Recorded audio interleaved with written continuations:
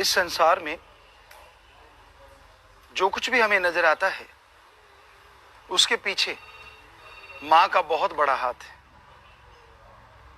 मां के बिना इस धरती पे जीवन संभव नहीं।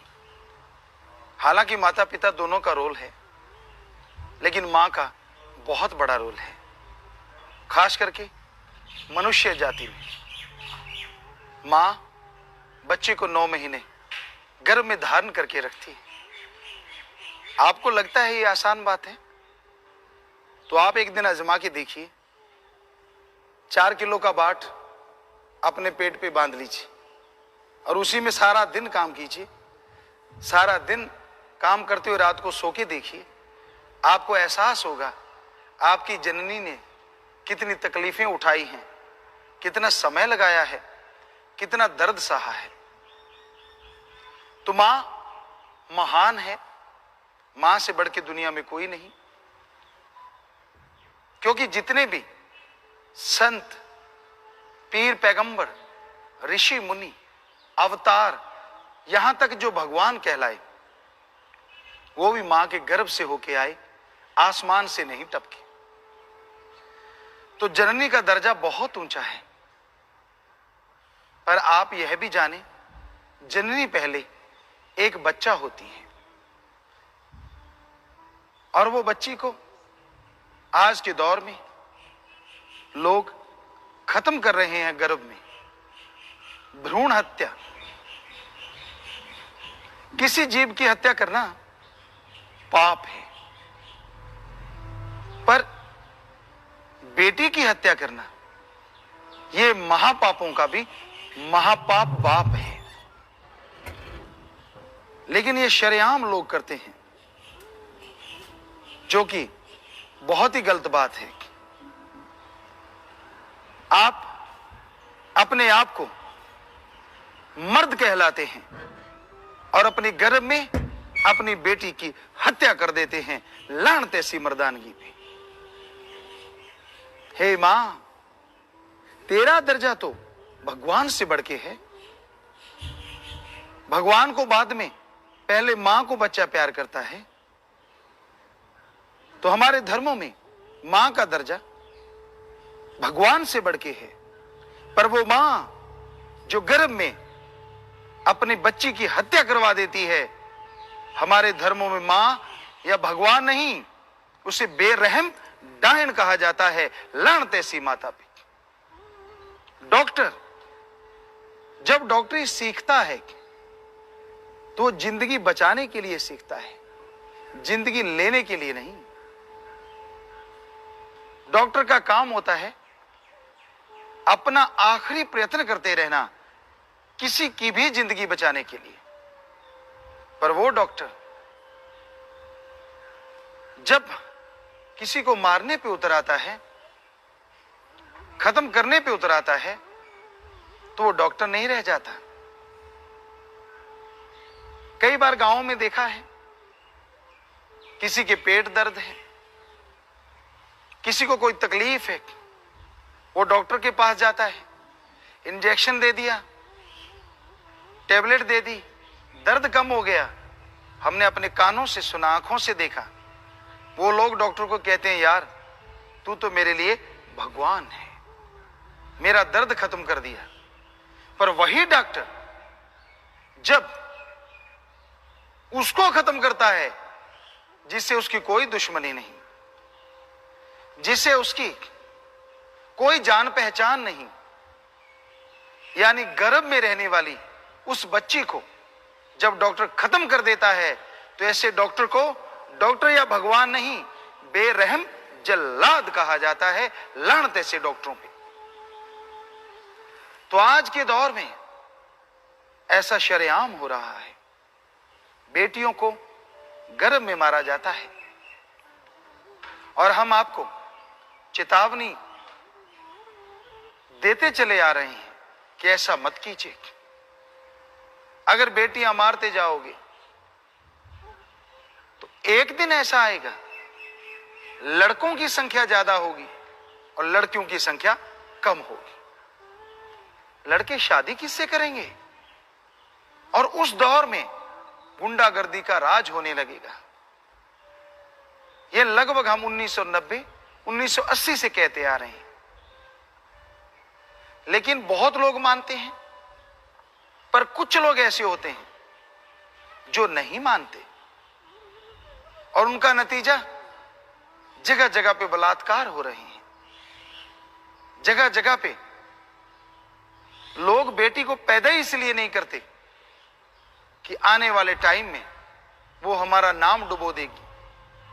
उसकी इज्जत को संभालने के लिए हमें बहुत प्रयत्न करने पड़ेंगे, पर इस सब का सार इसी में छुपा है कि भ्रूण हत्या ना करो।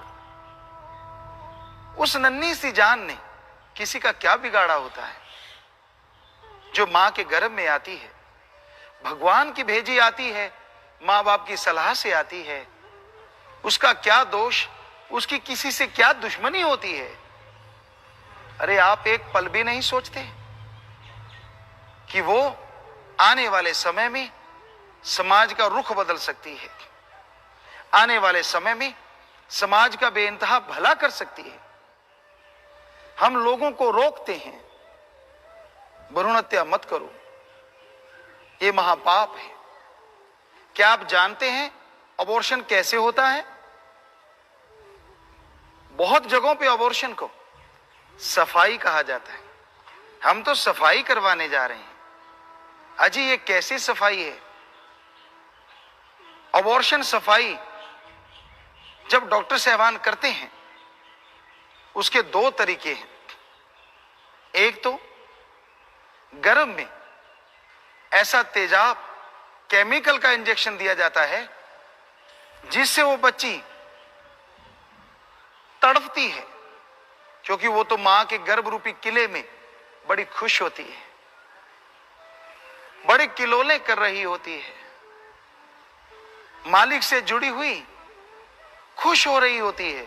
अचानक राक्षस रूपी वो इंजेक्शन जब उसके ऊपर तेजाब की केमिकल की बौछार करता है तो उसे भयानक पीड़ा होती है। वो तड़पती है और तड़प तड़प के मर जाती है। उसकी बॉडी सिकुड़ जाती है, जल भुन जाती है, क्योंकि बॉडी छोटी हो गई तो अबॉर्शन आसानी से हो जाता है। और दूसरा तरीका और भी दर्दनाक है। मां के गर्भ में जब बच्चे का अबॉर्शन होता है तो वह नन्ही सी जान ईश्वर से जुड़ी, अल्लाह वाहिगुरु राम से जुड़ी, बाहर आने का इंतजार करती है। अचानक गर्भाशय में एक जमूर टाइप, सड़ांसी टाइप एक औजार आता है और वो बच्ची को पकड़ता है। बच्ची कोशिश करती है कि मैं बच जाऊं, लेकिन आखिर दानवी हाथों से कैसे बचेगी? कंप्यूटर पे सब दिख रहा है, वो कहां है? और वो बच्ची आखिर उसकी गिरफ्त में आ जाती है और फिर वो बेरहम जल्लाद डॉक्टर उस बच्ची की खोपड़ी को क्रश कर देता है, उसके टुकड़े टुकड़े कर देता है और फिर उन टुकड़ों को निकाला जाता है, डस्टबिन के डिब्बे में डाला जाता है। और यही बात समाप्त नहीं होती। वो जली भुनी लड़कियां, वो टुकड़े टुकड़े हुई आपकी बेटियां, आपका जमीर नहीं हिलता जब उनको झाड़ियों में फेंक दिया जाता है और कुत्ते आपकी बेटियों का मांस नोच नोच के खाते हैं। कहां चली जाती है आपकी गैरत? कहां चली गई आपकी इंसानियत? क्या आपकी दर्द नहीं होता? जरा सोचिए, अगर आपकी मां के भी ऐसे टुकड़े हो जाते तो क्या आज आप इस दुनिया में होते? कभी नहीं। अगर मां के टुकड़े ही करवा दिए जाते तो ना कोई भगवान ने अवतार लेना था, ना संसार में इंसान का नामो निशान होना था, और ना ही कोई पीर पैगंबर अवतार दुनिया को शिक्षा देने इस दुनिया में आता। तो मां का दर्जा महान है, पर उसे पहचानो। वो नन्ही सी जान जब मां के गर्भ में होती है उसकी संभाल करो, उसके टुकड़े ना करो।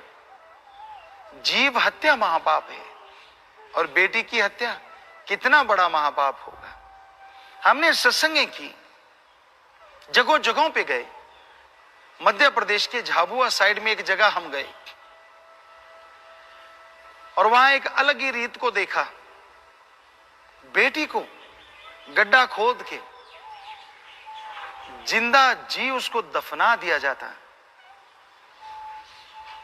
कई जगहों पे उसको इतनी मात्रा में अफीम दे दी जाती और कई जगहों पे पैदा होने के बाद नहाने के बहाने पानी में डुबो के मार दिया जाता। और उस एरिया में कभी कोई बारात लेके नहीं आया था। ये 90 या 93 के बीच की बात या 4 के बीच की बात। हमने सत्संग वहां किया, लोगों को समझाया। तो वहां 2009 में सबसे पहले बारात आई, यानी लड़की वहां जिंदा रही, जो एक अजूबा था, क्योंकि वहां पता नहीं कब से लड़कियों को मार रहे थे। तो वो बड़ा प्रचार हुआ कि वहां एक शादी हुई है, वहां बारात आई है। तो इसी तरह बहुत सी घटनाएं हुई हैं। एक जगह पंजाब की बात है, हम सत्संग कर रहे थे शायद फरीदकोट। तो वहां पे बहुत दुनिया आई सत्संग सुनने, बहुत लैंडलॉर्ड लोग आए। एक आदमी आया अपनी पत्नी के साथ, सत्संग सुना। हमने यही टॉपिक वहां पे चलाया कि बेटियों को गर्भ में मत मारो। उसने सुना, वो रोने लगा, वो अपने घर चला गया। कुछ महीनों बाद कोई मिठाई का डिब्बा लेके हमारे पास आया। हमने कहा ये किस चीज का है? कहने लगे गुरुजी आपने फरीदकोट साइड में सत्संग किया था। हमने कहा जी। कहने लगे आपने भ्रूण हत्या के ऊपर वहां सत्संग किया था। तो वहां एक बहुत धनाढ़ आदमी आया था और वो उस दिन अपनी बेटी का अबॉर्शन करवाने आया था।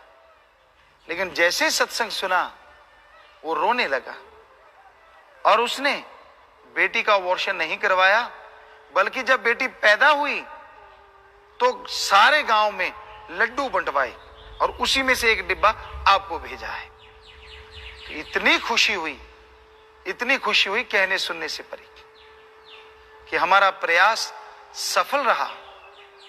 लोग राक्षस प्रवृत्ति बदल रहे हैं।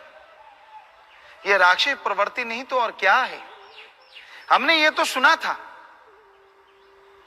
सर्पनी अपने बच्चे आप खा जाती है, और यह भी सुना था बंदरिया के पास बच्चा होता है, बाढ़ आ जाए तो बच्चे को सिर पे बिठा लेती है, और जब एक ऐसा समय आए उसे लगे कि मैं डूबने जा रही हूं, तो कहते हैं उस बच्चे को अपने पांव के नीचे दबा के मार देती और खुद बच जाती है। पशुओं में तो यह प्रवृत्ति सुनी थी, आदमियों में यह प्रवृत्ति, अच्छे अच्छे पढ़े लिखे धनवान लोगों में यह प्रवृत्ति बड़ी ही हैरानीजनक है। क्योंकि आप तो फिर पशुओं से बदतर हो गए ना। कहां गई आपकी पढ़ाई, कहां गया आपका ज्ञान, कहां गया आपका धर्म? क्योंकि धर्मों में तो स्त्री की पूजा है। हमारे हिंदू धर्म में बेटी को फकीर माता का दर्जा देते हैं, छोटी सी बच्ची को माता प्रणाम। क्यों? बच्ची मां के गर्भ से आती है, थोड़ी सी बड़ी होती है, अपने मां बाप की माता बन जाती है, उनका सार संभाल करने लगती है।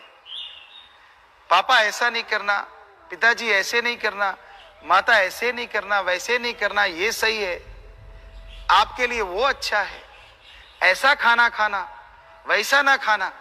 हालांकि वो बेटी है, लेकिन वो मां का रूप धारण कर लेती है। विवाह शादी होती है, पत्नी के रूप में वो अपने पति के साथ जाती है। पर यकीन मानिए, हमारा बहुत अनुभव ये कहता है वो पति के लिए भी कहीं ना कहीं मां का रोल भी अदा करती रहती है। कैसे?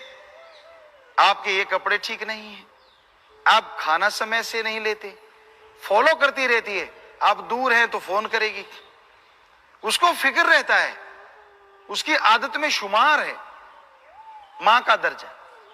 और फिर बच्चा हो जाता है, उसके लिए तो फिर वो भगवान रूपी मां बन जाती है। गर्भ में बच्चा है, उसकी कलोलों पे मस्त होना, उसका एहसास महसूस करके सबको खुशी का संदेश देना, तो ये उसकी प्रवृत्ति बन जाती है। तो वो अपनी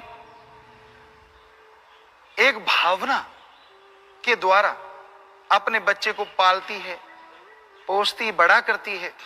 और फिर जब बाहर आता है तो फिर एक वो तार टूटती नहीं। बच्चा कहीं भी है, वो मां तड़फुड़ती है। कहते हैं कूंज एक पक्षी होता है, और भी उसके नाम होंगे, और वो पक्षी कहीं भी चला जाए पर उसके जो ख्याल है, उसका जो ध्यान है, वो अपने बच्चों में रहता है। इसी तरह गाय जो है, कितनी किलोमीटर दूर चल रही हो, पर उसका अगर छोटा बछड़ा है तो वो कुछ टाइम के बाद दौड़ी हुई वापस बछड़े के पास पहुंच जाती है, क्योंकि उसका ध्यान बछड़े में रहता है। तो पशुओं की, पक्षियों की माता ऐसी हो सकती है। इंसान को तो सर्वश्रेष्ठ माना गया, अति उत्तम माना गया, तो ये मां भी तो सर्वश्रेष्ठ होती है। आप यकीन करें ना करें, पर यह सच है। बेटा जब भूखा होता है ना, या बेटी भूखी होती है, मां की दूध की धाराएं ऑटोमेटिकली चल पड़ती हैं। आज भी ऐसा होते हमने अपने आंखों से देखा है। ऐसी होती है मां की भावना। पर उस मां को आप, जब वो बच्ची होती है, खत्म करने की सोचते हैं। आप भगवान की उस नियामत को जड़ से मिटा देने की सोचते हैं। अरे लानत है आप में। कोई लोग कहते हैं गुरुजी हम गरीब इतने हैं, हम बेटी को संभाल नहीं पाएंगे, इसलिए हम बेटी को गर्भ में खत्म करते हैं या पैदा होने के बाद खत्म कर देते हैं। तो हमने सबसे बोला, और जो आप सुन रहे हैं, आप सबसे भी कह रहे हैं कि अगर आपके बेटियां ज्यादा हैं तो आप वो बेटी हमें दे दीजिए। हम आपसे भीख मांग रहे हैं कि वो बेटी आप हमें दें, हम उसे अपनी बेटी से भी बढ़ के पालेंगे, पोसेंगे और उनको पढ़ाएंगे, लिखाएंगे। ऐसी हमारे पास 23 बेटियां आ चुकी हैं। कोई झाड़ियों से उठा के लाए, तो कोई मारने जा रहा था उससे प्रार्थना करके लेके आई। और आपकी टेंशन चली जाएगी कि आपको बेटी की शादी पे खर्चा नहीं करना पड़ेगा। और हमें कोई डर नहीं। 5 करोड़ में हमारी कम से कम 2.5-3 करोड़ बेटियां हैं, तो एक और बेटी आ जाएगी, हमें कोई फर्क नहीं पड़ता, बल्कि बहुत खुशी होगी। उन बेटियों का क्या करते हैं हम? वहां पे हमने उनके लिए एसी घर बनाए हुए हैं। उनका नाम रखा गया है शाही बेटियां बसेरा। वो है उनका घर, एसी रूम्स हैं। वो बच्चियों को पढ़ाने के लिए वेल एजुकेटेड लड़कियां हैं, MBA हैं, कोई MA हैं, वो उनको पढ़ा रही हैं। CBSE बोर्ड में वो बच्चे पढ़ते हैं, लंदन बोर्ड में वो बच्चे पढ़ते हैं। और आपको यह बताएं, उन बेटियों ने क्या कमाल किया है। बड़ी बेटियां कुछ हमारी इंडिया में गेम्स में गोल्ड मेडल जीत लाई हैं, जिसका सीधा सीधा मतलब है कि वो अपनी एज में स्पोर्ट्स में इंडिया में नंबर 1 है, और आप उन्हें मार रहे थे। यही नहीं, उन बेटियों ने 10th की परीक्षा में टॉपर 10 में आके कमाल दिखाया। +2 का रिजल्ट आया, उसमें भी वो टॉपर 10 में आई हैं, जो अपने आप में बेमिसाल है। बेटी बुरी नहीं है, पर उसे सभ्यता सिखाना अति जरूरी है। चाहे बेटा हो चाहे बेटी हो, अगर आप उसे मर्यादा नहीं सिखाएंगे, हमारी संस्कृति सभ्यता नहीं सिखाएंगे, आप डरते हैं ना कि बेटी मेरा नाम ना डुबो दे, अगर सभ्यता ना सिखाई तो बेटा भी नाम डुबो देगा। दोनों के लिए शिक्षा जरूरी है, दोनों के लिए संस्कार अति जरूरी हैं, और दोनों को सही संस्कार मिलेंगे तो दोनों ही आपका ही नहीं, आपकी कुलों का नाम रोशन कर देंगे। तो वो बेटियां, शाही बेटियां, स्कूल में पढ़ती हैं, सत्संग सुनती हैं, संस्कार अच्छे बनते चले जाते हैं। एक बार वो बच्चियां बैठी थी, कुछ माता बहनें आई, कहने लगी ये कौन सी बच्चियां हैं? तो वो बोले कि भाई ये तो वो बच्चियां हैं जिनको गुरुजी पाल पोस रहे हैं। कहते अच्छा, ये अनाथ बच्चियां हैं। तो वो लड़की एकदम से खड़ी हो गई और दूसरी भी उसके साथ। कहने लगी माता ऐसा मत बोलो। कहने लगे क्यों? अगर आप अनाथ नहीं हो तो कौन है आपका माँ और कौन है आपका बाप? तो उन बच्चियों ने बड़े प्यार से हाथ जोड़ के कहा माता, आप जिसकी सत्संग सुन रहे हो वो संत जो सामने स्टेज पे बैठा है, हमारी तरफ इशारा करके कहने लगी कागजों में भी और वैसे भी वही हमारा माँ बाप है। स्कूल में हमारे बाप के नाम की जगह इनका नाम लिखा हुआ है। हमारी माँ भी है, बाप भी है, हम अनाथ नहीं हैं, हमें ये गाली मत दो। तो वो माता रोने लगी, ओ मैंने कितना पाप कर लिया था। तो इसलिए आपसे हाथ जोड़ के प्रार्थना, बेटी को गर्भ में मत मारिए। अगर आपको लगता है बेटियां ज्यादा हैं तो हमें दे दीजिए, हम पालन पोषण करेंगे, क्योंकि हमारा तो वो नाम रोशन कर रही हैं। पूरी साथ संगत उन्हें अपनी बहन बेटी के रूप में देखती है। 5 करोड़ की 5 करोड़, उन्हें बड़ी इज्जत सत्कार मिलता है और वो चहकती हुई बढ़ रही हैं, गंदगी से बहुत दूर, नशों से बहुत दूर और इंसानियत से भरपूर। ऐसे जज्बात लेके वो आगे बढ़ रही हैं कि हमने समाज को बदलना है। जो लोग बेटियों को पत्थर कहते हैं या गर्भ में कत्ल करवाते हैं, उनके मुंह पे वो जीता जागता एक चपेट है, चमाटा है कि देखो आपने हमें मार देना था और हम पूरी दुनिया में एक दिन अपने मालिक का, अल्लाह राम गॉड का, अपने पिता माता का नाम रोशन करके छोड़ेंगे। तो अच्छे संस्कार देना जरूरी है। शुरू में बच्चे को आप बेलगाम छोड़ देते हैं, चाहे वो बेटा या बेटी,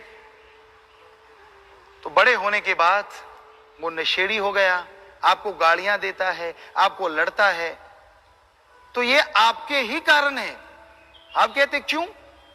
जब आप मियां बीबी झगड़ा करते हैं तो बच्चा क्या पत्थर है, उसको समझ नहीं आ रही?